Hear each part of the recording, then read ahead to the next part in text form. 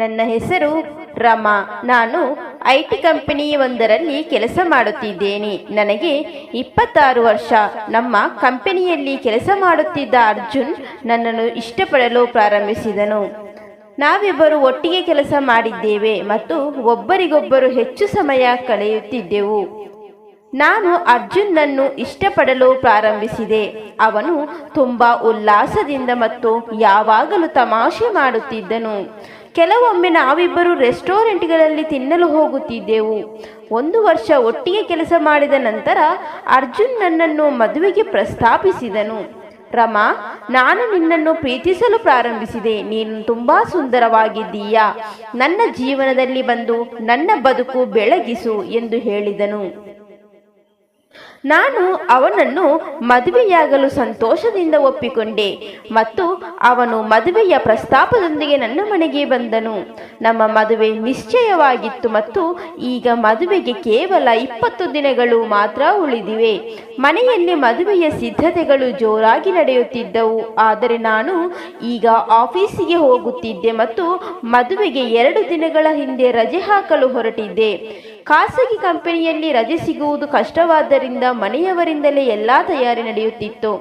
ಆಗೊಮ್ಮೆ ಈಗೊಮ್ಮೆ ನನ್ನ ಅಣ್ಣ ನನ್ನನ್ನು ಗೇಲಿ ಮಾಡುತ್ತಿದ್ದು, ಈಗ ನನ್ನ ಜೀವನದಲ್ಲಿ ಹೊಸ ತಿರುವು ಬರುತ್ತದೆ ಎಂದು ಒಳಗೊಳಗೆ ಖುಷಿಪಟ್ಟೆ. ಈಗ ನಾನು ನನ್ನ ಒಂಟಿ ಜೀವನದಲ್ಲಿ ಪ್ರೀತಿಯನ್ನು ಪಡೆಯಲಿದ್ದೇನೆ ಮತ್ತು ಪ್ರತಿಯೊಬ್ಬ ಮನುಷ್ಯನಿಗೂ ಅಗತ್ಯವಿರುವ ವಸ್ತುವನ್ನು ನಾನು ಪಡೆಯಲಿದ್ದೇನೆ. ಈಗ ನಾನು ಅರ್ಜುನ್ನ ಯೋಚನೆಯಲ್ಲಿಯೇ ಕಳೆದು ಹೋಗಿದ್ದೆ. ಅರ್ಜುನ್ ಪ್ರತಿ ರಾತ್ರಿ ನನಗೆ ಕರೆ ಮಾಡುತ್ತಿದ್ದರು ಮತ್ತು ನನ್ನೊಂದಿಗೆ ದೀರ್ಘ ಪ್ರಯಾಣ ಮಾತುಕತೆ ನಡೆಸುತ್ತಿದ್ದರು. ಅವರು ಮದುವೆಯ ರಾತ್ರಿಯ ಬಗ್ಗೆ ಮಾತನಾಡುತ್ತಿದ್ದರು ಮತ್ತು ನಾನು ಆ ಆಲೋಚನೆಗಳಲ್ಲಿ ಕಳೆದು ಹೋಗುತ್ತಿದ್ದೆ. ನನ್ನ ಸಹೋದ್ಯೋಗಿಗಳು ಕೂಡ ನಮ್ಮಿಬ್ಬರ ಬಗ್ಗೆ ತಮಾಷೆ ಮಾಡುತ್ತಿದ್ದರು. ಎಲ್ಲವೂ ಸರಿಯಾಗಿ ನಡೆಯುತ್ತಿತ್ತು. ಆದರೆ ನನ್ನ ಜೀವನದಲ್ಲಿ ಹೊಸ ಚಂಡಮಾರುತವು ಬರಲು ಕಾಯುತ್ತಿದೆ. ಅದರ ಬಗ್ಗೆ ನನಗೆ ಸಂಪೂರ್ಣವಾಗಿ ತಿಳಿದಿಲ್ಲ. ಒಂದೆಡೆ ಅರ್ಜುನ್ ಮತ್ತು ನನ್ನ ಜೀವನದ ಬಗ್ಗೆ ಹೊಸ ಕನಸುಗಳನ್ನು ಕಾಣತೊಡಗಿದ್ದೆ. ಇನ್ನೊಂದೆಡೆ ನನ್ನ ಜೀವನದಲ್ಲಿ ಭೂಕಂಪನವೊಂದು ಮೆಲ್ಲನೆ ಬರುತ್ತಿತ್ತು. ಈ ರೀತಿ ಆಗುತ್ತೆ ಅಂತ ಗೊತ್ತಿರಲಿಲ್ಲ. ಒಂದು ದಿನ ಅರ್ಜುನ್ ಆಫೀಸಿಗೆ ಬರಲಿಲ್ಲ. ಅರ್ಜುನ್ ಅಸ್ವಸ್ಥನಾಗಿದ್ದನು. ಅದರಿಂದಾಗಿ ನಾನು ಆಫೀಸಿನಲ್ಲಿ ಹೆಚ್ಚು ಕೆಲಸ ಮಾಡಬೇಕಾಯಿತು.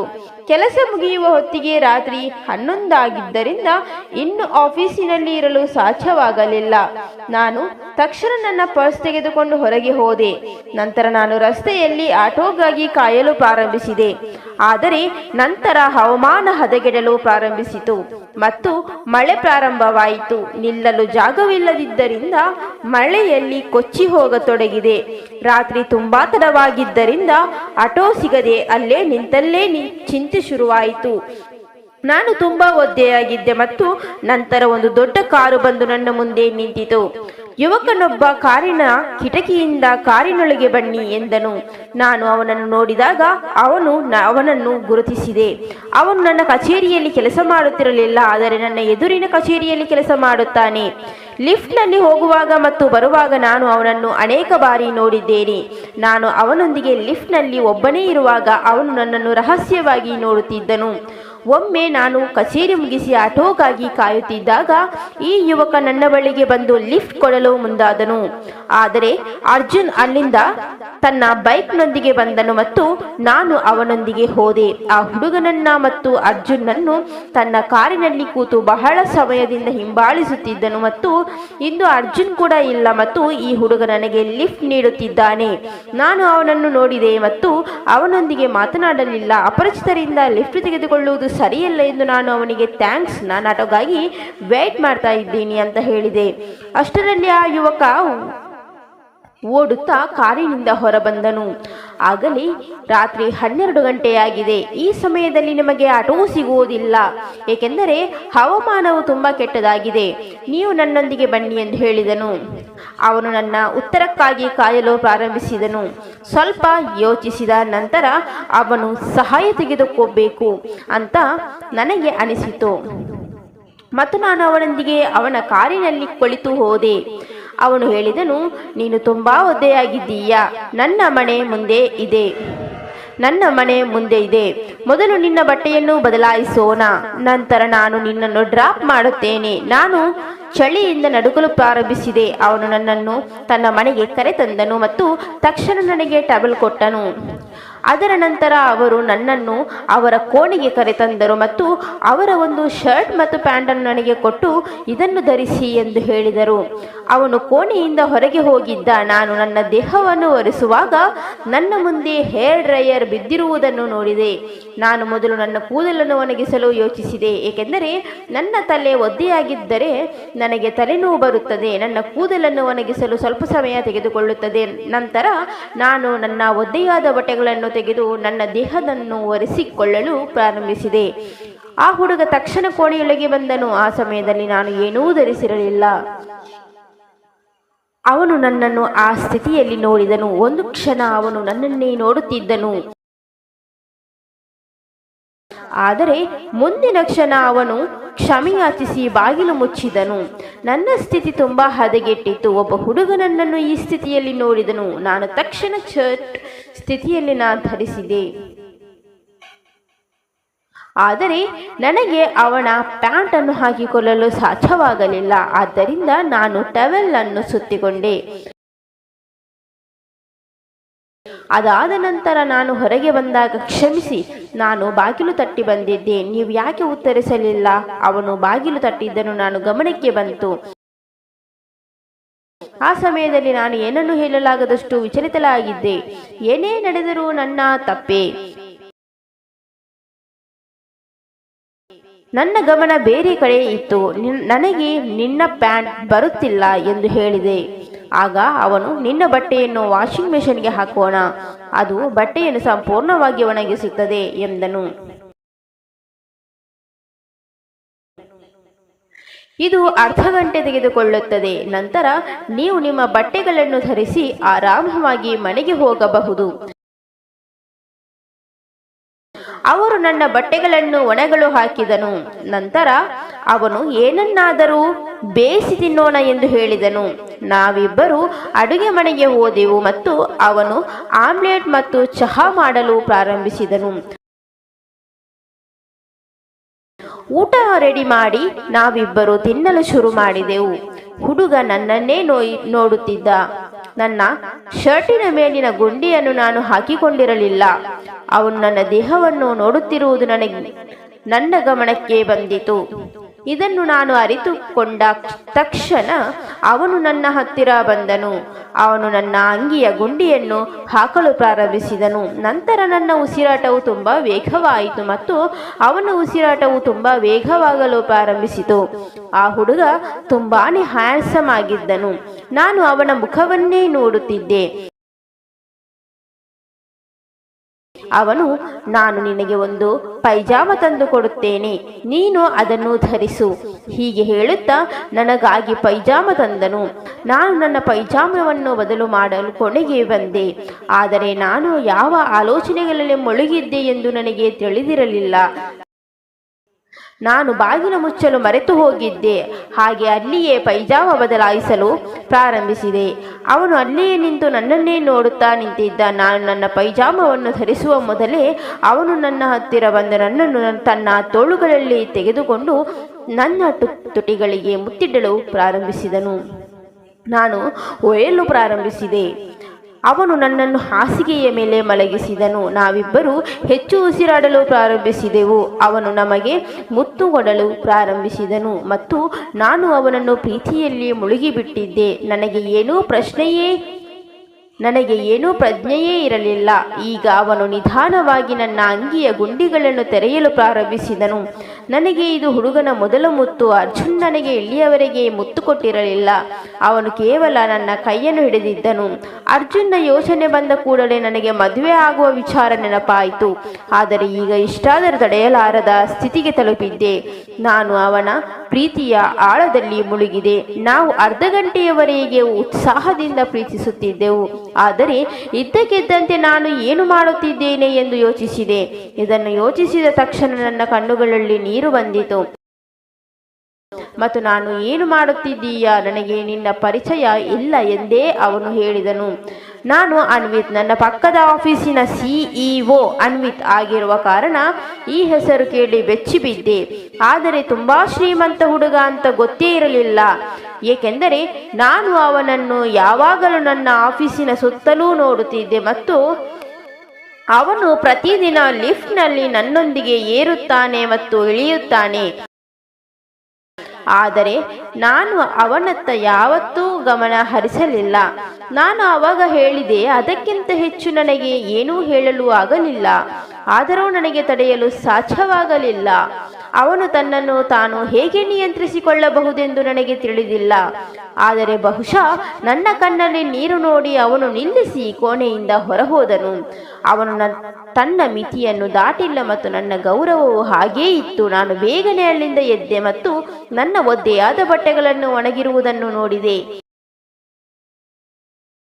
ನಾನು ಬೇಗ ಬಟ್ಟೆ ಹಾಕಿಕೊಂಡು ಹೊರಗೆ ಬಂದೆ.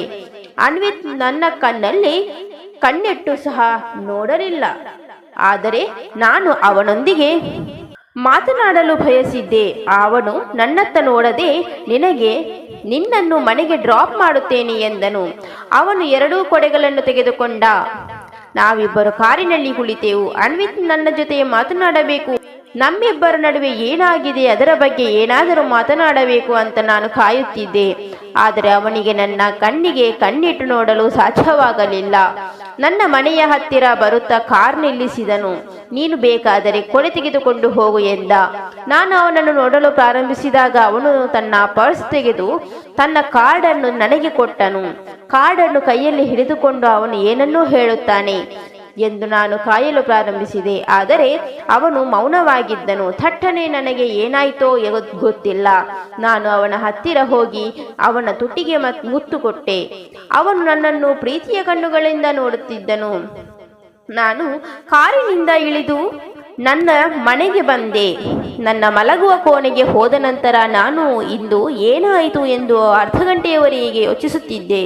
ಆದರೆ ನಂತರ ನಾನು ಅವರ ಕಾರ್ಡನ್ನು ನೋಡಿದ್ದೆ ಮತ್ತು ಅದರಲ್ಲಿ ಅವನ ಫೋನ್ ನಂಬರ್ ಇತ್ತು. ನಾನು ಏನನ್ನು ಯೋಚಿಸದೆ ಅವನ ನಂಬರ್ ಡಯಲ್ ಮಾಡಿದೆ. ಅನ್ವಿತ್ ಫೋನ್ ಕೈಗೆತ್ತಿಕೊಂಡಾಗ ನಾನು, ರಮಾ, ಇವತ್ತು ಏನೆಲ್ಲ ನಡೀತು ಎಂದು ಅನ್ನುತ್ತಿರುವಾಗ ಅವನು ನನ್ನ ಮಾತಿಗೆ ಅಡ್ಡಿಪಡಿಸಿ, ನಾನು ನನ್ನ ಬೆಡ್ರೂಮ್ನಲ್ಲಿ ಅದೇ ಹಾಸಿಗೆಯ ಮೇಲೆ ಮಲಗಿ ನಿನ್ನ ಜೊತೆ ಕಳೆದ ನೆನಪುಗಳಲ್ಲಿಯೇ ಕಳೆದು ಹೋಗಿದ್ದೇನೆ ಎಂದನು. ಇದು ನನ್ನ ಜೀವನದ ಅತ್ಯಂತ ಸುಂದರ ಕ್ಷಣ ಎಂದು ಹೇಳಿದನು. ನನ್ನ ಹೃದಯಕ್ಕೆ ಏನಾಯಿತು ಎಂದು ನನಗೆ ತಿಳಿದಿಲ್ಲ. ಈ ಎಳೆತ ನನ್ನನ್ನು ಆಕಾಶದ ಕಡೆಗೆ ಎಳೆಯುತ್ತಿತ್ತು. ಆ ವೇಳೆಗೆ ನನಗೆ ನಿದ್ದೆ ಬಂದಿತು. ಮರುದಿನ ಬೆಳಗ್ಗೆ ಎದ್ದಾಗ ನನ್ನ ಮೊಬೈಲ್ ತೆಗೆದುಕೊಂಡು ಅನ್ವಿತ್ಗೆ ಗುಡ್ ಮಾರ್ನಿಂಗ್ ಮೆಸೇಜ್ ಮಾಡಿದೆ. ಇಂದು ಶನಿವಾರ ಇತ್ತು ಮತ್ತು ನನಗೆ ರಜೆ ಇತ್ತು. ಅಂದರೆ ನನಗೆ ಇವತ್ತು ಅನ್ವಿತ್ನನ್ನು ನೋಡಲು ಸಾಧ್ಯವಾಗುವುದಿಲ್ಲ ಎಂದುಕೊಂಡೆ. ತಕ್ಷಣ ಅವನ ಉತ್ತರ ಬಂತು, ಇವತ್ತು ಏನು ಮಾಡ್ತಿದ್ದೀಯಾ? ಇವತ್ತು ಮದುವೆ ಶಾಪಿಂಗ್ ಹೋಗಬೇಕಿತ್ತು, ಆದರೆ ಇವತ್ತು ಫ್ರೀ ಆಗಿದ್ದೇನೆ ಎಂದು ಅವನಿಗೆ ರಿಪ್ಲೈ ಮಾಡಿದೆ. ಅದು ಪ್ರೀತಿಯೋ ಅಥವಾ ಇನ್ನೇನೋ ಗೊತ್ತಿಲ್ಲ. ಅವನು ರಿಪ್ಲೈ ಮಾಡಿದ, ಹಾಗಾದರೆ ನನ್ನ ಮನೆಗೆ ಮಧ್ಯಾಹ್ನ ಊಟಕ್ಕೆ ಬನ್ನಿ, 1ಕ್ಕೆ ಬನ್ನಿ, ನಾನು ಊಟವನ್ನು ಸಿದ್ಧವಾಗಿ ಇಡುತ್ತೇನೆ. ನಾನು ಗಡಿಯಾರವನ್ನು ನೋಡಿದೆ ಮತ್ತು ಆಗಲೇ ಗಂಟೆ 10 ಆಗಿತ್ತು. ಆದ್ದರಿಂದ ನಾನು ಬೇಗನೆ ರೆಡಿಯಾದೆ. ನಾನು ಶಾಪಿಂಗ್ಗೆ ಒಬ್ಬಂಟಿಯಾಗಿ ಹೋಗುತ್ತಿದ್ದೇನೆ. ಇಂದು ನಾನು ಅರ್ಜುನ್ನನ್ನು ಭೇಟಿಯಾಗಬೇಕು ಎಂದು ನನ್ನ ತಾಯಿ ಮತ್ತು ತಂದೆಗೆ ಹೇಳಿದೆ. ಆದರೆ ಅದಕ್ಕೂ ಮೊದಲು ನಾನು ಅನ್ವಿತ್ನನ್ನು ಭೇಟಿಯಾಗಲು ಬಯಸಿದ್ದೆ. ನಮ್ಮಿಬ್ಬರ ನಡುವೆ ಏನೇ ನಡೆದರೂ ನನ್ನ ಜೀವನದಲ್ಲಿ ಭೂಕಂಪವನ್ನೇ ಸೃಷ್ಟಿಸಿತ್ತು. ನಾನು ಗಂಟೆ 1ರ ಹೊತ್ತಿಗೆ ಅವನ ಮನೆಗೆ ಹೋದೆ. ನನ್ನನ್ನು ನೋಡಿ ಮುಗುಳ್ನಕ್ಕು ಮನೆಯೊಳಗೆ ಕರೆದರು. ಆಹಾರ ಸಿದ್ಧವಾಗಿದೆ, ಮೊದಲು ತಿನ್ನೋಣ, ನಂತರ ಮಾತನಾಡೋಣ ಎಂದು ಹೇಳಿದರು. ಊಟವಾದ ನಂತರ ನಾನು ಹೇಳಿದೆ, ನೋಡು ಅನ್ವಿತ್, ನಿನ್ನೆ ಏನಾಯಿತು, ಅದು ಹೇಗೆ ಸಂಭವಿಸಿತು ಎಂದು ನನಗೆ ತಿಳಿದಿಲ್ಲ. ನನ್ನ ಮದುವೆ ನಿಶ್ಚಯವಾಗಿದೆ ಮತ್ತು ನನ್ನ ಮದುವೆ 18 ದಿನಗಳಲ್ಲಿ ಆಗಲಿದೆ ಎಂದು ಹೇಳಿದೆ. ನನ್ನ ಮಾತು ಕೇಳಿದ ನಂತರ ಅವರ ಮುಖದಲ್ಲಿ ಕೋಪ ಸ್ಪಷ್ಟವಾಗಿ ಕಾಣಿಸುತ್ತಿತ್ತು. ಅವನು ನನ್ನನ್ನು ಕಳೆದುಕೊಳ್ಳಲು ಬಯಸುವುದಿಲ್ಲ, ಅವನು ನನ್ನನ್ನು ಪ್ರೀತಿಸುತ್ತಾನೆಯೇ, ಹೀಗೆ ಹೇಳುತ್ತಾ ನಾನು ಅಲ್ಲಿಂದ ಹೊರಡುವಾಗ ನನ್ನ ಕೈ ಹಿಡಿದು, ನೀನು ನನ್ನ ಕೈ ಹಿಡಿದು, ನೀನು ಮನಸ್ಸು ಬದಲಾಯಿಸಿದರೆ ನಾನಿಲ್ಲಿಯೇ ನಿನಗಾಗಿ ಕಾಯುತ್ತೇನೆ ಎಂದನು. ಅವಳ ಕಣ್ಣುಗಳಲ್ಲಿ ನನ್ನ ಮೇಲಿನ ಪ್ರೀತಿಯನ್ನು ನಾನು ನೋಡಿದೆ. ಕೇವಲ ಅವನ ಒಂದು ಸ್ಪರ್ಶದಿಂದ ನನ್ನ ಇಡೀ ದೇಹವು ನಡುಗಲು ಪ್ರಾರಂಭಿಸಿತು. ನಾನು ಏಕೆ ಹೀಗೆ ಬಲಹೀನನಾಗುತ್ತಿದ್ದೇನೆ ಎಂದು ತಕ್ಷಣ ಅವನ ಹತ್ತಿರ ಬಂದು ಅಪ್ಪಿಕೊಂಡೆ. ಆ ಕ್ಷಣ ನನ್ನನ್ನು ಸಂಪೂರ್ಣವಾಗಿ ಹುಚ್ಚಲನ್ನಾಗಿ ಮಾಡುತ್ತಿತ್ತು. ತುಂಬ ಕಷ್ಟಪಟ್ಟು ಅವನಿಂದ ಬೇರ್ಪಟ್ಟು ಹೊರಗೆ ಬಂದು ಮತ್ತೆ ಅರ್ಜುನ್ ಜೊತೆ ಶಾಪಿಂಗ್ನಲ್ಲಿ ನಿರತಳಾದೆ. ಆ ರಾತ್ರಿ ಮನೆಗೆ ಬಂದಾಗ ಅರ್ಜುನ್ನಿಂದ ಕರೆ ಬಂದಿತು. ಆ ಕರೆಗೆ ನನಗೆ ಅವನೊಂದಿಗೆ ಮಾತನಾಡಬೇಕು ಎಂದು ಏಕೆ ಅನಿಸಲಿಲ್ಲ ಎಂದು ನನಗೆ ತಿಳಿದಿಲ್ಲ. ನಮ್ಮಿಬ್ಬರ ನಡುವೆ ಫೋನ್ನಲ್ಲಿ ನಡೆಯುತ್ತಿದ್ದ ಪ್ರಯಾಣದಲ್ಲಿ ನನಗೆ ಆಸಕ್ತಿ ಇರಲಿಲ್ಲ. ನಾನು ಅರ್ಜುನ್, ನನಗೆ ತುಂಬಾ ಸುಸ್ತಾಗಿದೆ, ನಾಳೆ ಮಾತನಾಡೋಣ ಎಂದು ಫೋನ್ ಕಟ್ ಮಾಡಿದೆ. ಆಗ ಬೇಡವೆಂದರೂ ಅನ್ವಿತ್ಗೆ ಕಾಲ್ ಮಾಡಿದೆ. ಅನ್ವಿತ್ ಫೋನ್ ಕೈಗೆತ್ತಿಕೊಂಡಾಗ ತಕ್ಷಣ ಕೇಳಿದ, ಇವತ್ತು ಇಡೀ ದಿನ ಏನು ಮಾಡ್ತಿದ್ದೀಯಾ? ನಾನು ಅರ್ಜುನ್ ಜೊತೆ ಮದುವೆ ಶಾಪಿಂಗ್ನಲ್ಲಿ ಬ್ಯುಸಿ ಇದ್ದೆ, ನೀನೇನು ಮಾಡ್ತಿದ್ದೆ ಅವನು ಕೇಳಿದರು. ನಾನು ನಿನ್ನ ಆಲೋಚನೆಗಳಲ್ಲಿಯೇ ಕಳೆದು ಹೋಗಿದ್ದೇನೆ. ಆ ಆಲೋಚನೆಗಳು ನನ್ನ ಹೃದಯದಿಂದ ಎಂದಿಗೂ ಹೊರಬರುವುದಿಲ್ಲ. ನಾಳೆ ನಿನಗೆ ಬಿಡುವಿದ್ದರೆ ಊಟಕ್ಕೆ ಬಾ ಎಂದನು. ನಾನು ಬರುವುದಿಲ್ಲ ಎಂದು ಹೇಳಿದೆ. ನಾನು ಮದುವೆಯಾಗುತ್ತಿದ್ದೇನೆ ಎಂದು ನಿಮಗೆ ತಿಳಿದಿದೆ. ನಾನು ಫೋನ್ ಕಟ್ ಮಾಡಿದೆ. ಆದರೆ ಮರುದಿನ 12 ಗಂಟೆಗೆ ಮತ್ತೆ ಅವರ ಮನೆ ತಲುಪಿದ ಶಕ್ತಿ ಏನಿತ್ತೋ ಗೊತ್ತಿಲ್ಲ. ಅನ್ವಿತ್ ನನ್ನನ್ನು ನೋಡಿ ನಗಲು ಪ್ರಾರಂಭಿಸಿದ. ನಂತರ ನನ್ನನ್ನು ಒಳಗೆ ಕರೆದ. ಊಟ ಮುಗಿಸಿ ಇಬ್ಬರು ಸೋಫಾದಲ್ಲಿ ಕುಳಿತೆವು. ಇದ್ದಕ್ಕಿದ್ದಂತೆ ಅವನು ನನ್ನ ಮೇಲೆ ಬಿದ್ದನು ಮತ್ತು ನನ್ನನ್ನು ಪ್ರೀತಿಸಲು ಪ್ರಾರಂಭಿಸಿದನು. ಅವನು ನನ್ನನ್ನು ಚುಂಬಿಸಲು ಪ್ರಾರಂಭಿಸಿದನು ಮತ್ತು ನೀನು ಬರುವುದಿಲ್ಲ ಎಂದು ಹೇಳುತ್ತಿದ್ದಿ, ನಂತರ ನೀನು ಹೇಗೆ ಬಂದಿದ್ದೀಯಾ? ನನಗೆ ಅನಿಸಿದ್ದ ಹಾಗೆ ನಿನಗೂ ಅದೇ ಅನಿಸುತ್ತಿದೆಯೇ? ಹಾಗಾದರೆ ಈ ಅಂತರ ಏಕೆ? ಈ ಅಂತರವನ್ನು ಅಳಿಸೋಣ. ಅವನ ಮಾತಿನಿಂದ ನಶೆ ಏರತೊಡಗಿದೆ. ಅವನ ಪ್ರೀತಿಯನ್ನು ಅನುಭವಿಸತೊಡಗಿದೆ. ಆ ಕ್ಷಣದಲ್ಲಿ ನಾನು ತುಂಬಾ ಮುಳುಗಿದ್ದೆ. ಅವನು ನನ್ನನ್ನು ಸಂಪೂರ್ಣವಾಗಿ ತನ್ನವಳಾಗಿ ಮಾಡಿಕೊಂಡನು. ನನಗೆ ಪ್ರಜ್ಞೆ ಬಂದಾಗ ತುಂಬ ತಡವಾಗಿತ್ತು. ನಾನು 19 ದಿನಗಳಲ್ಲಿ ಮದುವೆ ಇದೆ. ಆದರೆ ನಾನು ಸಂಪೂರ್ಣವಾಗಿ ಅನ್ವಿತ್ನವಳಾಗಿದ್ದೆ. ಅನ್ವಿತ್, ಈಗ ನೀನು ನನ್ನವಳು, ನಾನು ನಿನ್ನನ್ನು ಬಿಟ್ಟು ಹೋಗಲಾರೆ, ನನ್ನೊಂದಿಗೆ ಬಾ ಎಂದನು. ಅವರು ನನ್ನನ್ನು ಅವನ ಕಾರಿನಲ್ಲಿ ನನ್ನ ಮನೆಗೆ ಕರೆದು ತಂದನು ಮತ್ತು ನೇರವಾಗಿ ನನ್ನ ಮನೆಯೊಳಗೆ ಪ್ರವೇಶಿಸಿದನು.